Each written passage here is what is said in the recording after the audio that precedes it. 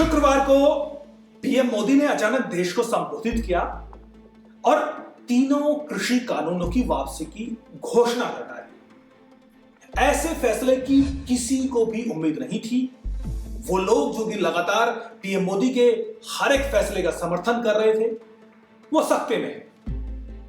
और वो खेमा जो कि हर एक स्तर पर पीएम मोदी सरकार के हर एक मूव, हर एक फैसले का विरोध कर रहे थे, किसी तरह इस सरकार को घुटनों पर लाना चाहते थे, वहां पर उम्मीद की एक नई किरण जगी है। और इस वक्त उस खेमे में जश्न का माहौल है।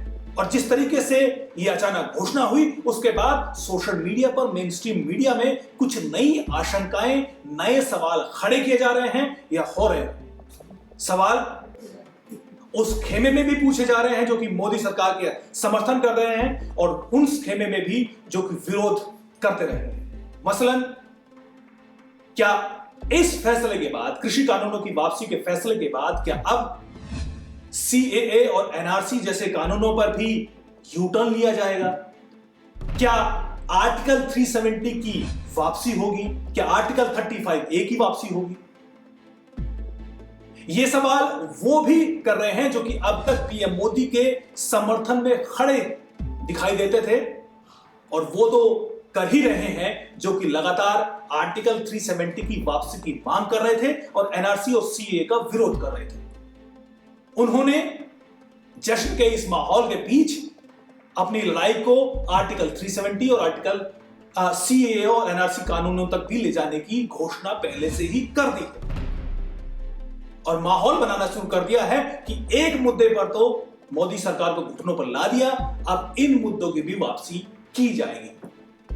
और इसी जश्न में, इसी उम्मीद की किरण को देखते हुए महबूबा मुफ्ती, फारूक अब्दुल्ला और देश के कई बड़े नेताओं, एक्टिविस्टों ने आर्टिकल 370 की वापसी को लेकर जो माहौल है वो बनाना शुरू कर दिया है। महबूबा मुफ्ती ने भी बयान दिया है, ट्वीट्स किए हैं। उनका कहना है कि जिस तरीके से कृषि कानूनों पर पीएम मोदी ने फैसला लिया है, उसी तरह आर्टिकल 370 की वापसी और राज्य का दर्जा वापस किया जाए। इसी तरह फारूक अब्दुल्ला ने भी बयान दिया है।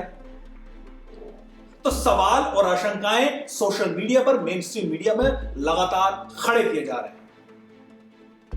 और इसका जवाब क्या है? जवाब कि क्या आर्टिकल 370 की वापसी संभव होगी?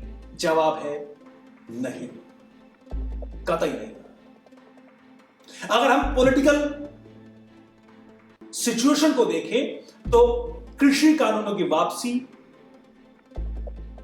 अपने जैसे पीएम मोदी ने अपने भाषण में भी कहा, देश की एकता और अखंडता के लिए की गई वापसी है।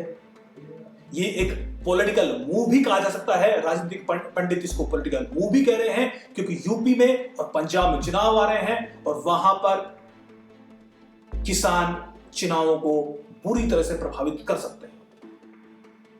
लिहाजा पीएम मोदी का यह फैसला एक तरफ देश की एकता और अखंडता को बनाए रखने के लिए लिया गया है, बल्कि पॉलिटिकली भी ये एक बेहतर मूव चुनाव के वक्त सही साबित हो सकता है। यह आने वाला वक्त बताएगा। अगर पॉलिटिकल स्तर पर भी हम देखें तो हम यह समझना होगा कि कृषि कानून दरअसल एक पॉलिसी मैटर था, जबकि आर्टिकल 370 एक विचारधारा का मसला है, राष्ट्रीय एकता और अखंडता का मसला है।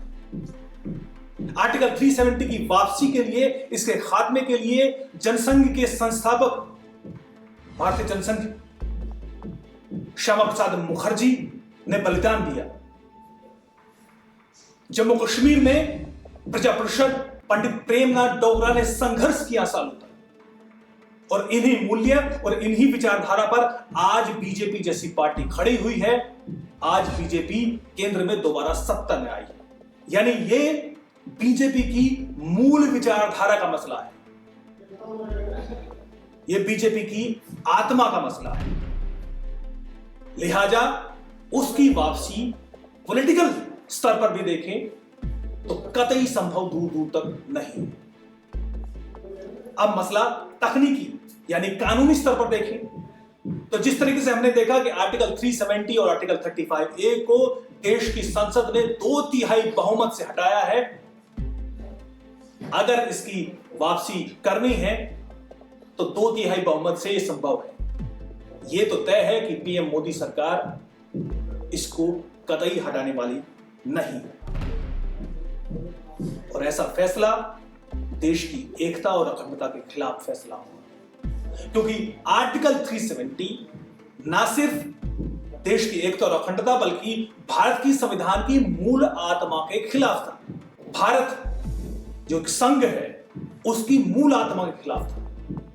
लिहाजा ये एक संवैधानिक प्रश्न भी यहां पर खड़ा कर सकता है, इस तरह की वापसी की संभावना को अगर वापस किया जाए। हां, होगा क्या?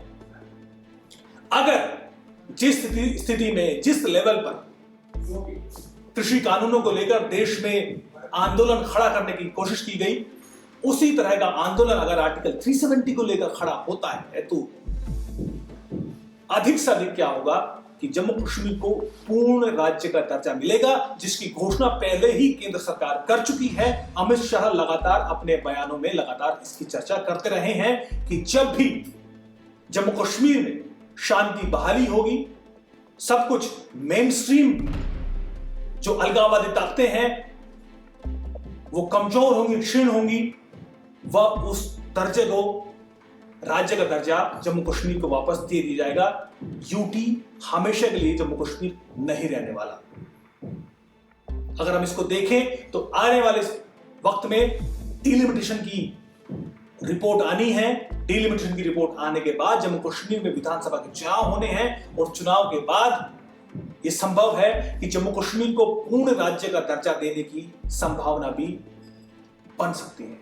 ये हो, लेकिन अब जरूरत इस बात की है कि वो लोग इस बात को बेहतर तरीके से समझें कि कृषि कानूनों की वापसी का फैसला एक लोकतांत्रिक सरकार का लोकतांत्रिक फैसला है, जिसने स्पष्ट कर दिया है कि कृषि कानूनों में कोई कमी नहीं थी, वो किसानों की बेहतरी के लिए था। लेकिन चूंकि वो समझाने में नाकामयाब रहे, इस पे कंसेंसस बना पाने में नाकामयाब रहे, लिहाजा इसको वापस लिया जा रहा है।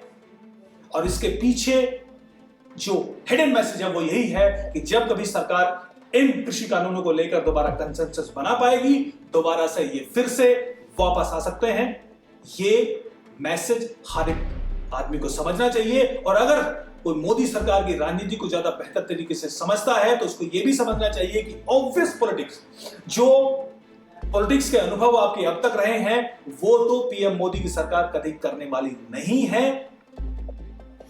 आने वाले दिनों में अगर किसी को यह लगता है कि एक मुद्दे को लेकर पीएम मोदी ने 2 कदम पीछे हटाए हैं और वो बाकी मुद्दों पर भी पीछे हटेंगे, तो ये उनका बड़ा भ्रम है। क्योंकि आने वाले दिनों में ये होगा कि पीएम मोदी की जो पॉलिटिक्स है वो कहीं ज्यादा एग्रेसिव और डिसाइसिव होने जा रही है। ये होगा जिसके नतीजे में क्या क्या होने वाला है, क्या क्या नए फैसले होंगे, ये भी आने वाले दिनों में आप जरूर देखेंगे। इतना तय है कि आर्टिकल 370 इस देश में एक इतिहास बन चुका है और वो इतिहासों की किताबों में भले ही पढ़ाया जाए, संविधान की किताब में कतई नहीं आएगा। नमस्कार।